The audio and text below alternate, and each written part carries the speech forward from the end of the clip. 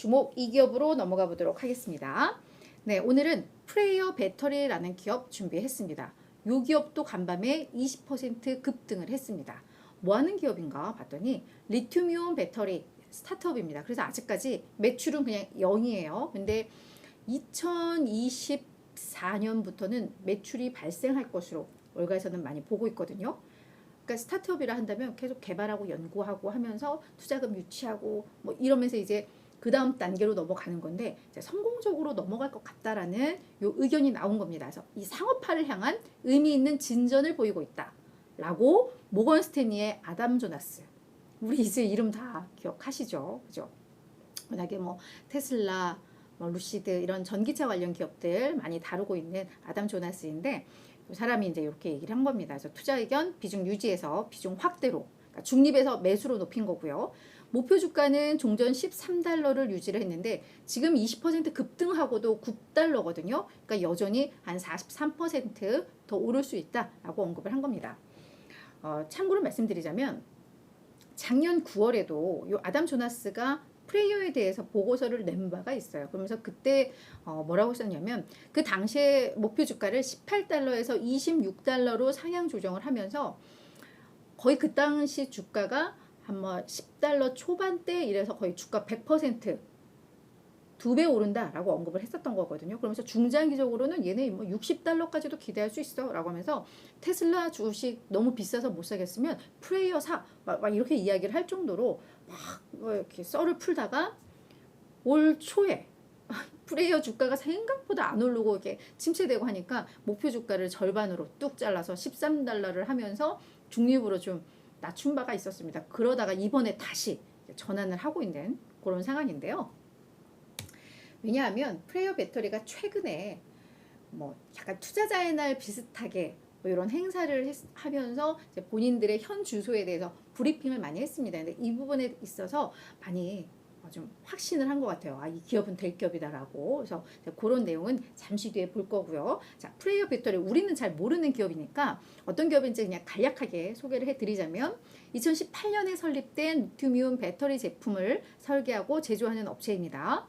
주요 제품은 뭐 전기차용 배터리 셀 그리고 에너지 저장 시스템용 이 배터리 셀을 만드는 회사인데 특히 이 ESS와 관련해서는 얘들이 이 반고체 배터리로 좀 만든다고 합니다. 그러니까 뭐냐면 우리가 뭐 2차 전지 한다면 4개의 핵심 구성 요인들이 있잖아요. 그러니까 음극재, 양극재 요게 있고 요 2개를 분리하는 분리막이 있고 하지만 이 전기가 흐르려면은 전해질을 통해서 양극재, 음극재 이게 왔다 갔다 해야 되잖아요. 그 전해질. 그래서 요 4개의 구성인데 이 전해질이 액체란 말이에요.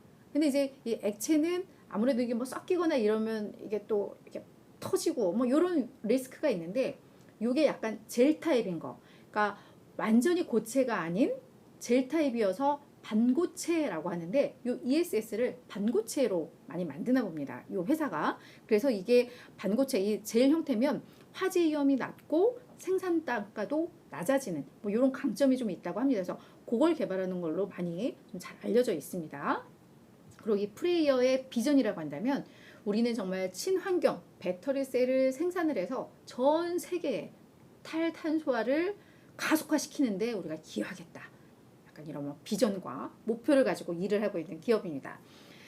그리고 스타트업이라면 생산 시설이 빨리 갖추어서 여기에서 정말 대규모의 생산을 잘 성공적으로 하느냐 이게 이제 안착 여부를 평가하는 기준인데요. 지금 노르웨이의 첫 기가팩토리를 이제 건설했고 2차, 3차 기가팩토리로 이제 미국과 핀란드에서도 추가로 건설할 계획을 갖고 있는 그런 상황입니다. 그래서 배터리셀 이 생산 용량 목표를 2025년까지 최소 50기가와트씩, 2028년까지 100기가와트씩, 2030년에는 200기가와트시로 우리는 이건 늘려나가겠다라는 목표를 가지고 일을 하고 있는 회사입니다. 얘들의 요 배터리셀 기술은 MIT에서 분사된 뭐 24M 테크놀로지라는 회사가 있나 봐요. 그래서 얘들이 뭐 반고체 관련해서도 꽤나 기술력이 있는 그런 회사인데 얘들과 협력 관계를 구축하면서 요 기술을 기반으로 하고 있다는 거 참고로 아시면 될 것 같습니다. 자, 그럼 우리 아담 조나스 왜 갑자기 또 이렇게 입장을 바꾼 건지 내용을 좀 볼게요. 뭐라고 했냐면 앞으로 12개월간 엄청난 이익을 볼 거야. 이 기업을 사면. 이라고 이야기를 하고 있습니다. 그래서 앞으로 3개월에서 6개월 요 사이에 강력한 이런 촉매제들을 확인할 수 있을 거다라고 이야기를 했는데요. 그 근거는 앞서서도 이야기를 했듯이 이제 스타트업이고 이제 뭔가 계속 연구하고 개발하고 요 상황이었다면 이제는 상업화를 향한 의미 있는 진전세를 확인을 시켜줬다라고 이야기를 하고 있는 겁니다.